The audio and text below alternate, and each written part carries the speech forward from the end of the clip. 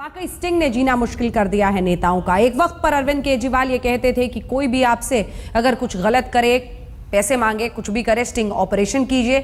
अब यही sting operation खुद उनकी पार्टी के कार्यकर्ता कर रहे हैं और मुश्किलों में डाल रहे हैं उन्हें। जी हां, सामने आया है audio sting operation. Arvind Kejriwal बात कर रहे हैं अपने ही कार्यकर्ता उमेश सिंह से। क्या वो कह रहे हैं और किस तरह की भाषा का इस्तेमाल कर रहे हैं, आप खुद सुनिए। लेकिन ये है कि सर, आखिर आप बाहर रहेंगे तो चीजें कैसे होंगी, आप खुद ही तो बताओ क्या करना चाहिए तुम्हारे हिसाब से। अब तो सर चीजें कहाँ तक पहुंची हैं ये कुछ आइडिया नहीं मुझे लग पा रहा है। लेकिन ये है कि मैं एक चीज बस जानता हूं कि आप में वो कैपेबिलिटी है। मैं देख रहा था कि आप नेक्स्ट बड़ा काम कर सकते हो, और ये भी देख रहा था कि उसमें कुछ लोगों की महती भूमिका आपके साथ हो सकती है। वो योगेंद्र, प्रशांत, आनंद, सारे लोगों की, और सब लोग आपको नेता मानते हैं, इसमें भी मैंने कभी कोई दो राय नहीं पाया। दूसरी टीम, मैं ये मानता हूं कि उन लोगों के कंपैरिजन में उतनी इफिशिएंट तो नहीं दिख रही है। अब ये है कि आप और लीडर का मतलब होता है कि वो विभिन्न धारा के लोगों को एक साथ खींच के आकर्षित करके अपने साथ लेके चल दे।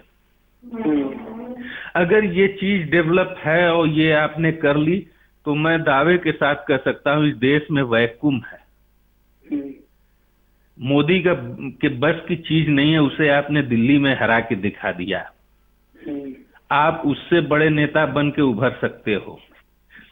जहां तक चुनाव या संगठन विस्तार की बात है, ये सब चीजें जब वहां जिस राज्य में चुनाव घोषित हो उस समय तय की जाए। और आप भरोसा रखो, मैं उन लोगों से भी मिलता हूं, कभी भी उन्होंने ये नहीं सोचा होगा कि अरविंद को रिप्लेस करके हमें लीडर बनना है।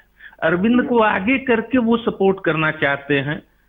और कुछ चीजों में मैं ये मानता हूं कि प्रशांत जी की जिद रहती है कि भाई और ये चीजें हैं तो ऐसे चलनी चाहिए।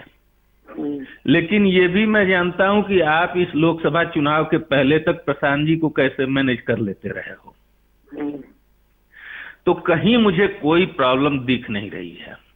बहुत अच्छा। लेकिन यह है कि बस अब आपको अलग रखे हैं, शायद मुझे लग रहा है इसीलिए दिक्कत हो रही है। आप अपने को इन्वॉल्व करिए सर, प्लीज।